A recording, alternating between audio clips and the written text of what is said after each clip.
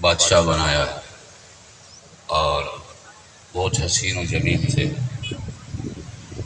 بچپن کا ان کے ایک دوست ان کو ملنے کے لیے گیا کہ میں اپنے دوست کو ملتا ہوں، سنا ہے کہ وہ کنعان کا بادشاہ بن چکا ہے۔ اور اس میں حضرت یوسف علیہ السلام کی زندگی جب ہم دیکھتے ہیں اور ان کی زندگی دردوں سے بھری ہوئی ایک زندگی ہے، مگر جس کا نتیجہ ہم دیکھتے ہیں تو ایک بادشاہ وقت ظاہر ہوتے ہیں۔ اور آپ دیکھو کہ بچپن میں چھوٹے سے تھے، اس کے بعد کنویں میں ڈالے گئے، کنویں سے نکالے، بیچے گئے، بازار میں پہنچے، ایسے بکتے بکتے بکتے بکتے کنعان میں پہنچے، مصر کے شہر میں پہنچے، وہاں غلام رکھ دیا گیا، خدمت کی، جیل میں پہنچے، اتنی تکلیفوں کے بعد کوئی اس ترکیب کو دیکھ کے کوئی یہ اندازہ لگا سکتا ہے کہ یہ بادشاہ بنا؟ کتنی عجیب ترکیب تھی۔ اسی لیے اللہ فرماتا ہے کہ میں اللہ، میرے ہر کام میں، ہر عمل میں حیرت تبکتی ہے۔ اور یہ دیکھو کہ کیسے ایک غلام اور اس کے بعد چلنا، کنویں سے نکلنا، فلاں فلاں، پتہ چلا کہ یہ جتنی بھی تدبیریں تھیں وہ بادشاہ بنانے کے لیے تھی۔ میرے دوستوں کے انسان کی زندگی میں جو تکلیفیں آتی ہیں، پریشانیاں آتی ہیں، تو انسان کو یہ سوچنا چاہیے کہ ہمارے سامنے یوسف علیہ السلام کا جو عمل ہے، ان کی زندگی ہے، وہ ہمارے لیے روشنی ہے۔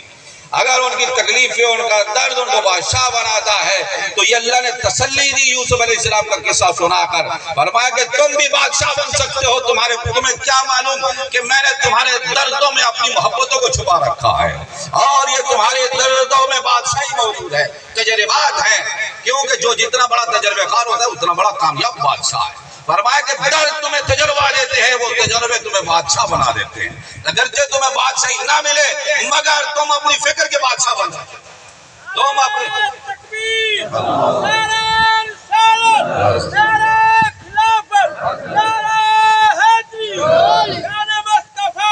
فرمایا کہ تم اپنی فکر کے بادشاہ بن جاتے ہو۔ اور جناب یوسف علیہ السلام کا ایک دوست تھا، آئینہ لے کر وہ پہنچا، کہنے لگا کہ آج میرا دوست ہے وہ بادشاہ بنا ہے، میں اس کو ملنے کے لیے جاؤں۔ اس نے بازار گیا، کوئی سوغات لے کے جاؤ، سوغات تلاش کی، کوئی ایسا تحفہ ہو جو میں بطور ہدیہ جناب یوسف علیہ السلام کی خدمت میں پیش کروں۔ اس نے ادھر ادھر دیکھا، کوئی اس کو بازار میں پھرتا رہا، کوئی ایسا تحفہ نہ ملا کہ جو اس لائق ہو کہ جناب یوسف علیہ السلام نے بادشاہ کے سامنے پیش کرنا۔ بادشاہ کے سامنے، بادشاہ کے خزانے میں کس چیز کی کمی تھی؟ اگر وہ سونا لے کر جاتا تو اس کے پاس تو چشمے بہتے تھے سونے کے۔ اتنے سوچنے کے بعد اس کے ذہن میں ایک بات آئی کہ کیوں نہ ہو کہ یوسف لاسانی ہے کہ اس کے پاس ایسا تحفہ لے کر جاؤں جو یوسف ہی ہو، یوسف کو یوسف کے پاس لے کر جاؤں۔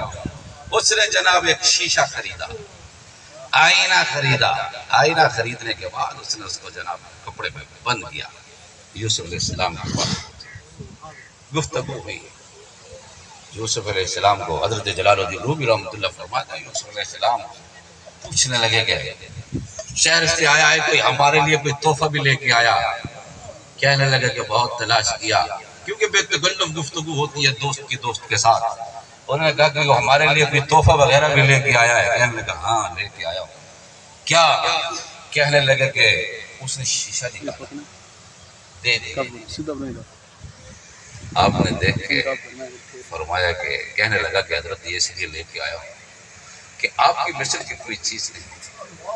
میں نے کہا کہ جس وقت یہ آئینہ سامنے رکھ کے اپنا چہرہ دیکھیں گے تو یہی آپ ہی میری طرف سے آپ تحفہ ہوں گے۔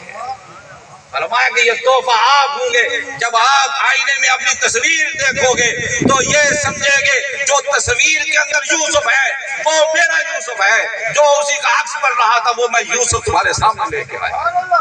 فرمایا کہ یہ چیز میں لے کے آیا، یہ چیز لے کے آیا ہوں۔ اللہ تبارک و تعالی نے فرمایا کہ اے میرے بندو، تمہارے کرداروں میں یہ صلاحیتیں نہیں، مگر میری بات غور سے سنو کہ جب تم میری بارگاہ میں آنا تو وہ شیشے لے کر آنا، وہ آئینہ لے کر آنا کہ جس آئینے میں میرے محبوب کی تصویر نظر آتی ہو اور میرے محبوب کی صورت نظر آتی ہو، تاکہ تم میری بارگاہ میں مقبول بن سکو، تاکہ میری بارگاہ میں تمہاری قیمت لگ سکے کہ یہ میرے محبوب کے شہر سے آیا ہے۔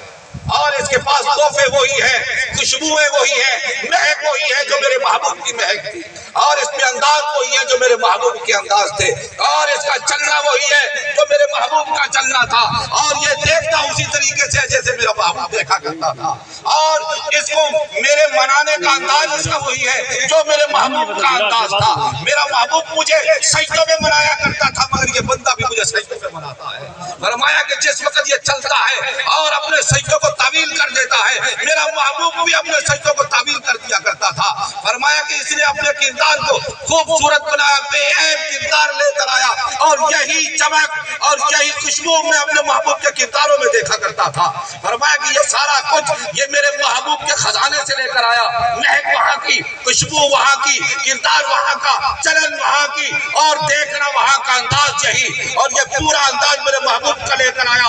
فرمایا کہ اس کو وہ محبوبوں کی سرشت میں داخل کرو، یا ایتھا النفس المطمئنہ ارجعی الی ربک راضیۃ مرضیہ فادخلی فی عبادی وادخلی جنتی۔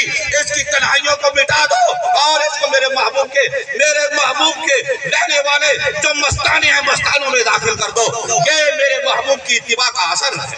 کیا بات، نعرہ تکبیر، اللہ اکبر، نعرہ رسالت، نعرہ خلافت، نعرہ حیدر تکبیر کا۔ زندہ باد۔ بارگاہ الہی میں دعا ہے کہ اللہ تعالی ہم سب کو، اور طبیعت میری جو ہے وہ جواب دے گئی ہے، بارگاہ الہی میں دعا ہے کہ اللہ تعالی ہم سب کو عمل صالح کی توفیق عطا فرمائے۔ اللہ تعالی ہمارے کردار کو، ہماری زندگیوں کو حسین بنائے اور خوبصورت بنائے۔ بطفیل سید الانبیاء صلی اللہ علیہ وسلم، وآخر دعوانا الحمدللہ رب العالمین۔